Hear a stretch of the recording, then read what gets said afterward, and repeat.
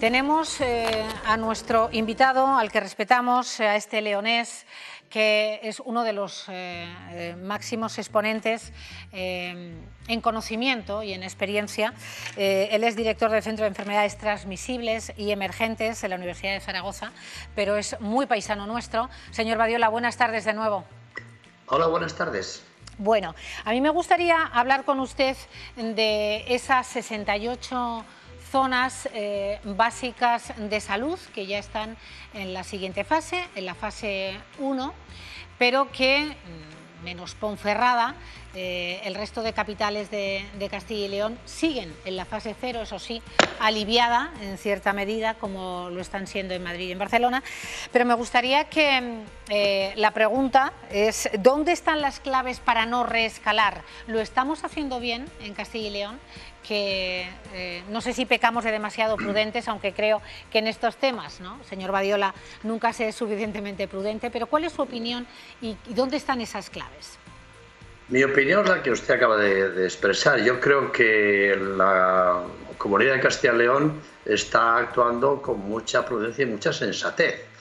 Yo creo que está dando un ejemplo al resto de las comunidades autónomas españolas. Es decir, otras se han tomado esto con todo respeto, es verdad, como una carrera desenfrenada por ser los primeros o no ser los últimos. Si es que esto no es una carrera, esto simplemente es una fase de bajada desde la cumbre de la epidemia que hemos tenido y afortunadamente ya hemos dejado atrás, pero ahora hay que bajar, y bajar no es fácil, como todos sabemos. No hay más que tener en cuenta el símil de cuando uno va a una montaña, ¿no? Pues es lo mismo. Yo creo que en este momento se trata de acabar con la epidemia de una manera razonable, evitando retrocesos, evitando situaciones que obliguen a volver atrás, lo cual eso sería muy malo. Sería muy malo para el control de la epidemia, pero también sería muy malo para la moral de la gente, para los aspectos psicológicos de cómo se aborda una epidemia, porque sería reconocer que lo estamos haciendo mal, y eso no podemos consentirlo de ninguna manera. Yo creo, insisto, en Castilla y León, no lo digo porque sea mi tierra ni porque esté hablando con ustedes, para mí está siendo un ejemplo en España, sinceramente lo digo, y un ejemplo de unas autoridades sanitarias realistas que están viendo la realidad de cada... que esa es una de las cuestiones que a mí me pareció muy importantes, de cada zona de salud de Castilla y León. Castilla y León es una comunidad muy grande y tiene bastantes zonas de salud, y ver la situación de cada comunidad, eso es fundamental. Porque ahora lo que importa es decir, bueno, vamos a ver, tenemos nuevos casos, pero ¿dónde están esos casos? ¿Cuáles son esos casos? ¿En qué grupos? ¿En qué aspectos? ¿En qué ámbitos geográficos están? Porque es la única manera de poder incidir sobre ello para que estos casos, que en este momento pueden ser puntuales, pero que podrían convertirse en el inicio de una cadena de contagios, y eso es lo peor que podría ocurrir. Así que yo, en fin, yo comprendo que para ustedes, los habitantes de Castilla y León, y particularmente las ciudades, que es la mayoría de los habitantes de la comunidad, es duro e incluso puede tener una cierta sensación de ¿por qué otros están delante y nosotros detrás? Bueno, vuelvo a decir, esto no es una carrera, cada uno está donde está, y hay que avanzar de una manera progresiva y de una manera razonable hasta que consigamos dominar la epidemia. Y al final, fíjese, todos vamos a acabar igual. Claro. Esa es la realidad. A unos puede ser que, hombre, es un sacrificio un poco mayor. Yo creo que me gustaría estar en la fase 1, todos, porque de esta manera podríamos decir otras cosas. Mire, hay una medida que a mí me ha parecido. Nosotros estamos en fase 1. Tampoco creo usted que hay tantas diferencias, pero hay una cuestión que a mí me ha preocupado mucho en la fase 1. Se está autorizando reuniones de 10 personas al aire libre y en la familia, que yo, de verdad, yo estoy en desacuerdo con esa medida, lo digo sinceramente. Es que yo estoy viendo las terrazas de algunos sitios de aquí, de la ciudad donde yo vivo, en Zaragoza, y hay gente que no está cumpliendo con eso para nada.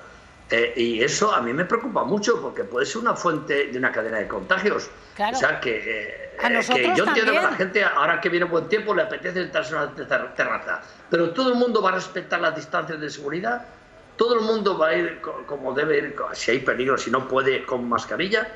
Yo me pregunto eso.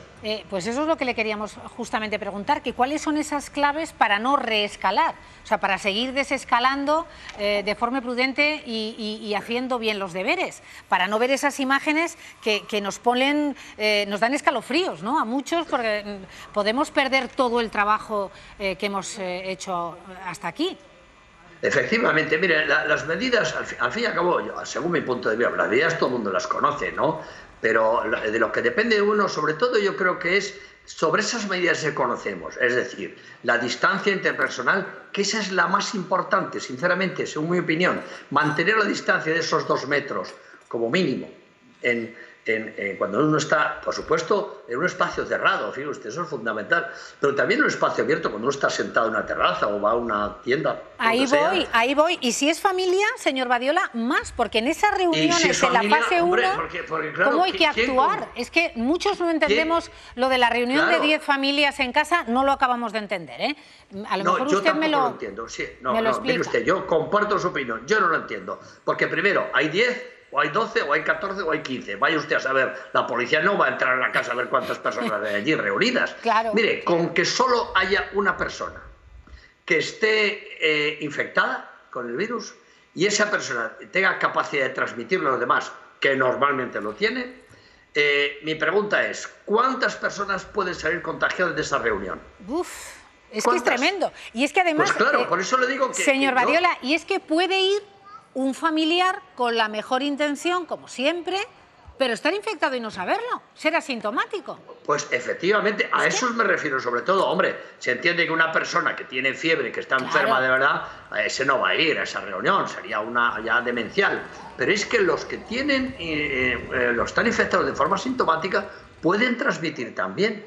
Y entonces me pregunto, ¿qué flaco favor hace esa persona a los que han asistido a esa reunión dentro de una casa? O en una terraza, si es que aquí en terraza yo lo estoy viendo, bueno, estamos viendo en toda España, los que están en la zona 1, ¿no?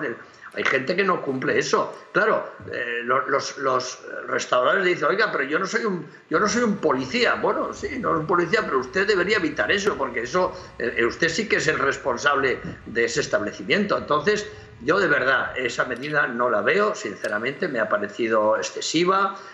Creo que tiene el riesgo de convertirse en una situación, vamos a decir, peligrosa, sobre todo en el sentido de una vuelta atrás. Hasta ahora es verdad que no se han registrado esa vuelta atrás, pero claro, es que llevamos poco tiempo.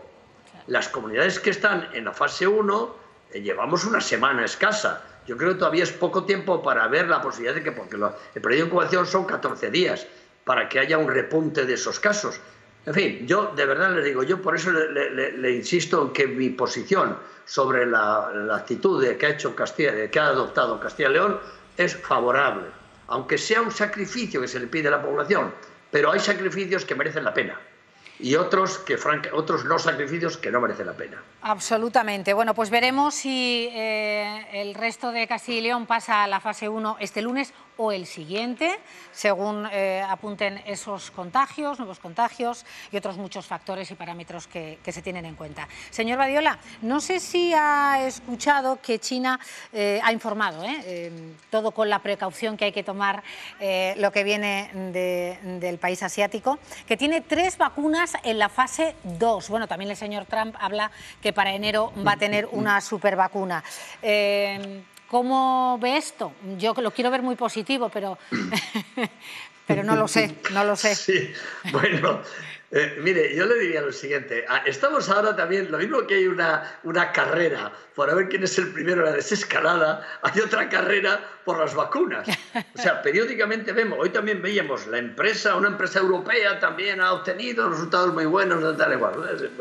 Mire usted, hay un elemento curioso, interesante y además esperanzador, ¿por qué no decirlo? Hay más de 100 proyectos en este momento en el mundo. La mayoría son de Estados Unidos, ya se lo digo. Y después está China, está Europa también, Australia y algún país asiático más. Es decir, que nunca se había visto una aceleración de los proyectos por conseguir una vacuna. Esto sí que parece una carrera. No, ya le digo yo, por eso me recuerda mucho a la desescalada. Sí. Es lo mismo, ahí sí que hay una carrera desenfrenada por ser los primeros. Claro, hombre, yo creo que el acicate está claro, es decir, están pensando en la supuesta, vamos a decir, no descartable segunda oleada del virus que pudiera estar en otoño-invierno, ¿no? Y están pensando en algo, vamos, si yo lo diría en términos beneficiosos para la población, en que pudiéramos tener una vacuna antes de que apareciera esa segunda oleada y pudiéramos tener protegida a mucha gente. Porque claro, fíjese usted, del estudio este de seroprevalencia, lo que se ha obtenido es que de media el 5% de los españoles estamos protegidos. Es verdad que hay algunas provincias con más y otras con menos, pero eso es muy poco. Entonces, la única protección que nos va a valer no es la de rebaño, como se dice ahora, o la de grupo, que es la que hubiera mucha gente infectada, mucha gente ya protegida por anticuerpos, pero eso no va a ocurrir. Entonces, la esperanza es una vacuna. Pero tendremos una vacuna antes de final de año, como dice el señor Trump o como dicen los chinos. Yo no lo descartaría, no descartaría, sinceramente. Pero el problema está en lo siguiente. ¿Es una vacuna segura? Claro. ¿Va a ser una vacuna segura? ¿Va a ser una vacuna suficientemente eficaz? Pero claro, si la protección de una vacuna es solamente del 70%, pues mire usted, eso es muy bajo. Eso la agencia europea ya le adelanto que no lo va a permitir. No lo va a admitir. ¿De qué porcentaje tenemos que hablar?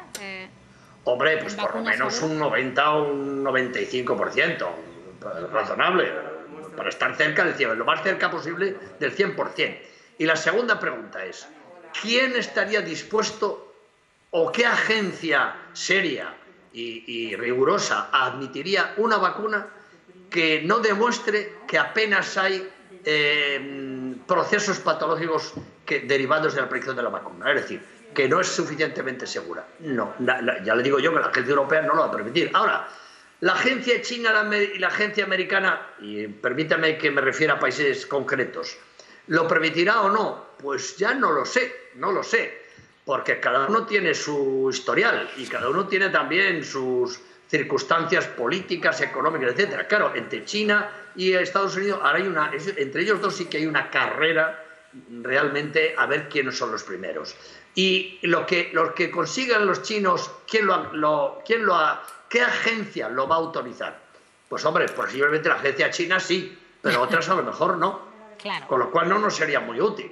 ¿Y los americanos? Pues si el señor Trump le presiona a la Federación, a la FDA, a la Food and Drug Administration, que es la que se va a encargar de autorizar la vacuna o no, pues la FDA dirá, oiga, mire usted, está bien, pero no es segura o no tiene los vientos datos. ¿Y Trump qué hará? Pues a lo mejor está tentado, como a veces hace, por decir, bueno, mire usted, oiga, da igual que no sea totalmente segura, da igual que no sea eficaz al 95%, pero hay que aprobarla. ¿Por qué? Porque tenemos una carrera con las vacunas chinas. Pues hombre, mire usted, eso sí, pero yo en Europa, desde luego, que dependerá de la agencia, de las agencias de cada país, de la Agencia del Medicamento Española en nuestro caso, o de la europea en el ámbito global. Yo creo que estas agencias europeas nuestras son muy exigentes, no van a permitir. Así que aunque hubiera una vacuna a principios del año siguiente o a final de este, tengo dudas de que fuera aprobada por las autoridades europeas, salvo, cuidado, que demostraran que efectivamente es una vacuna segura y además eficaz. Yo tengo mis dudas, pero también hay que decir una cosa, es decir, si la previsión es que va a haber una epidemia de un nivel similar al actual, pues claro, las agencias se verán muy presionadas para autorizar, porque claro, entonces volvíamos a la situación que no sería igual que la actual, ya le adelanto que no sería, porque ahora ya el sistema sanitario ha aprendido, los médicos saben muy bien, ya conocen el virus, ya no va a haber esos desabastecimientos que hemos tenido de equipos de protección. Ahora seguramente, digo usted, más fácil creo yo que aparecerán medicamentos antivirales específicos para tratar los casos graves. Y entonces la situación no será igual, no será igual. Pues desde luego que ese 25-35% que también conocíamos que tiene efectos colaterales del COVID-19 con problemas de miocardio, pues seguro que también esos y otros muchos efectos van a celebrar ese tratamiento, sin duda. Efectivamente, eso está todavía por ver, las consecuencias, claro. Una vez que se ha... Bueno, estamos viendo los problemas de trombos, de coagulación. Eso es un problema importante, porque eso puede producir la muerte. Coagulación intravascular diseminada, aparición de miles de pequeños trombos en la red vascular pequeña que está en los distintos órganos. Eso tiene graves consecuencias, o recientemente, como hemos visto, trombos que aparecen en las extremidades y que van al pulmón, una tromboembolia. Eso, cuidado, habrá que tener mucho cuidado con eso también, y otras que se están viendo como posibles secuelas. Pues ahí a más corto plazo veremos esos tratamientos para los infectados de COVID-19, señor Badiola, pero en el mismo sentido que usted empleaba en la exposición, también nuestros científicos del Centro de Investigaciones Científicas de nuestro país apuntaban a 12, 14, 18 meses para encontrar esa simbiosis, ¿no?, de efectividad y también de seguridad en nuestra vacuna. Efectivamente, sí. La vacuna española es una más de las europeas. Cuando no he concretado por países, pero Europa también es una entidad potente y que tiene capacidad para fabricar tan buenas o mejores vacunas que los demás. Pues veremos dónde está ese momento en el que tengamos esa vacuna, esa deseada vacuna del COVID-19. Un fuerte abrazo. Gracias. Un abrazo para todos ustedes y un gran saludo para mis paisanos castellano-leoneses. Por supuesto, lo recibimos. Tierra que yo tanto aprecio, Señor Badiola, y nosotros a usted cada vez más. Gracias, cuídese.